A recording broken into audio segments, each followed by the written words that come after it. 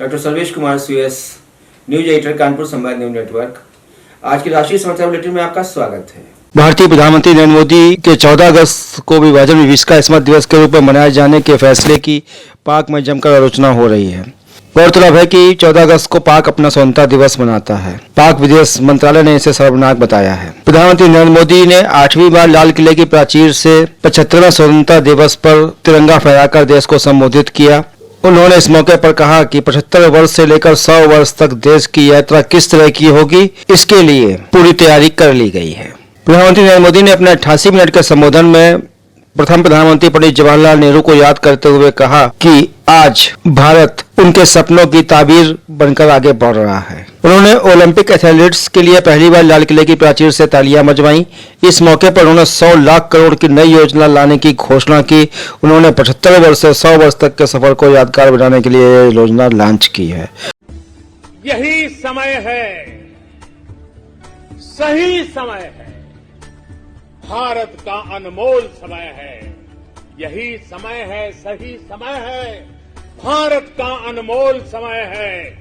असंख्य भुजाओं की शक्ति है, असंख्य भुजाओं की शक्ति है।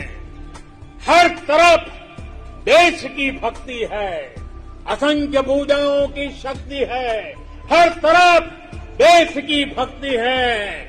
तुम उठो तिरंगा लहरा दो, तुम उठो तिरंगा लहरा दो, भारत के भाग्य को फहरा दो, भारत के भाग्य को फहरा दो। यही समय है, सही समय है, भारत का अनमोल समय है। कुछ ऐसा नहीं, कुछ ऐसा नहीं जो कर न सको, कुछ ऐसा नहीं जो पा न सको।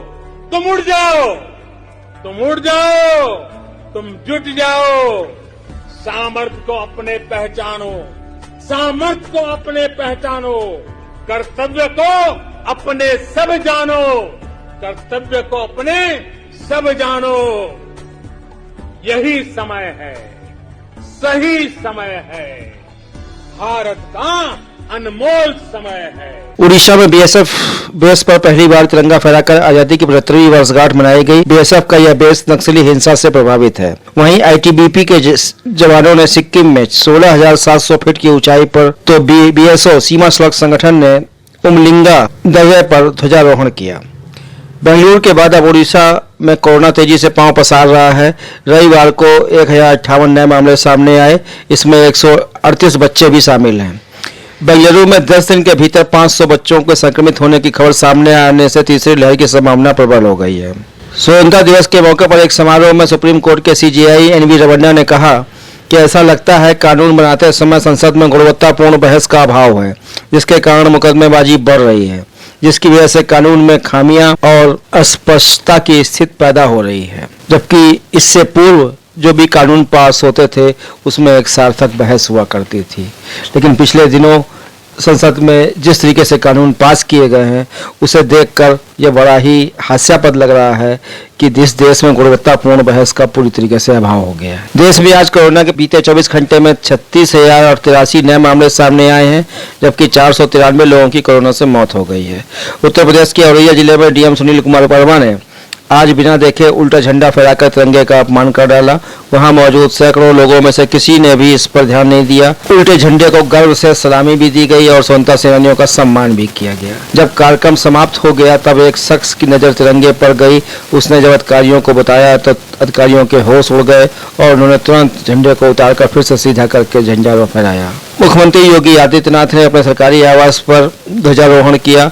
उन्होंने कहा कि यह हम सबका सौभाग्य है कि देश के स्वतंत्रता के अमृत महोत्सव वर्ष के हमें साक्षी बनने का अवसर मिल रहा है। इस अवसर पर शहीदों को उन्होंने कोटि कोटि नमन किया। आज की राष्ट्रीय समाचार बुलेटिन में बस इतना ही। कल फिर मिलेंगे। धन्यवाद। शुभ रात्रि।